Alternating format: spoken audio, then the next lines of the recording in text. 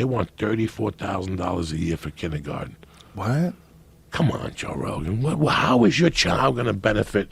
Come on, we're all intelligent here. That's a lot of money. $34,000. Monarch, Notre Dame, all those schools in the Valley, they want 30 G's, 2G registration form to sign your kid in. Really, Joe Rogan? People want to keep their kids safe. No, it's not safe. It's so you can tell your friends that your kid's at fucking that school.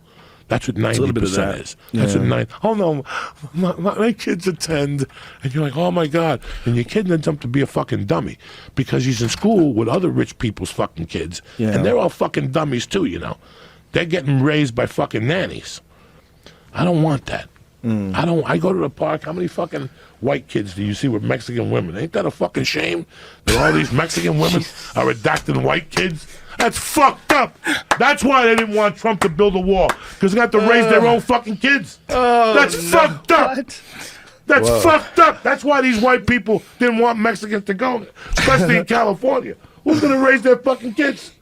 Oh, Jesus. Go to a swimming class. I go to a swimming class Tuesdays and Thursdays with my daughter. Jump in the There's no white parents with their kids. Their nannies are in the fucking YMCA with their kids. When your kid grows up and he's, what's his name? Milo Yiannopoulos? Milo Yiannopoulos. Yes, when he's one of those fucking motherfuckers. Don't come crying to me.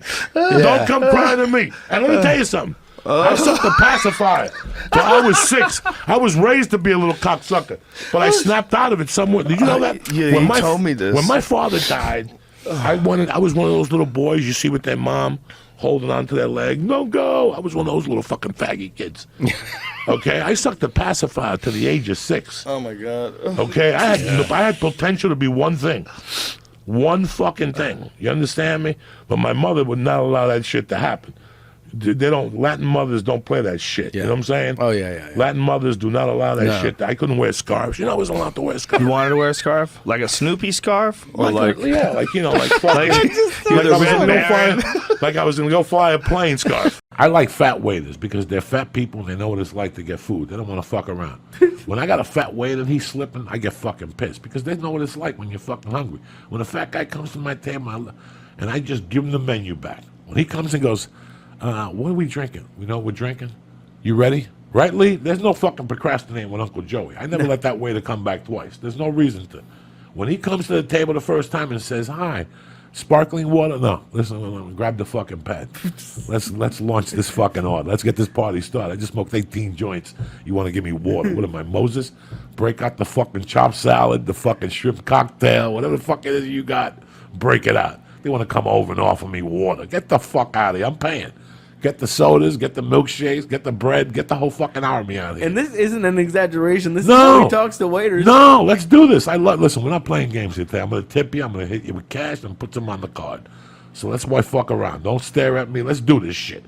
This is quick. Get the fucking pad out. This is what we're doing. Boom, boom, boom, boom. My wife is one of those people. I haven't decided yet. What the fuck haven't you decided? You've been here 18 fucking times. Either you want it or you fucking don't. I'm going to sit there and go ping-pong with this fucking waiter. Are you ready yet? No, I've been ready since I walked in the fucking door. I would have gave you the order at the fucking host table. That's me. I already know when I'm coming in here to fucking eat. You think I'm going to sit there and pick my teeth and look around? Oh, the ambiance. I don't give a fuck about the ambiance. This could be the bottom of the basement. If the fucking food is good, I'm the light cocksucker. Mark Babbitt was one of the, let me just tell you the Mark Babbitt story. Mark Babbitt went to Freddie Soto and said, I'm looking for feature acts. So Freddie came up to me at the Comedy Store one day. He goes, hey, man, Mark Babbitt's looking for feature acts. Send him a tape.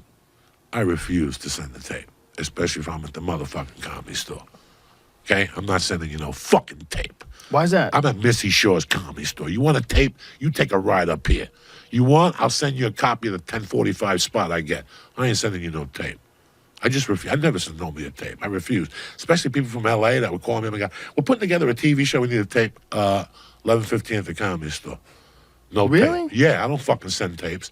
Mark Babbitt, I sent him a blank tape. Hilarious. Okay? I sent that jerk off finally because the manager I had, Ken Phillips, kept calling me saying, that guy from Houston keeps calling you.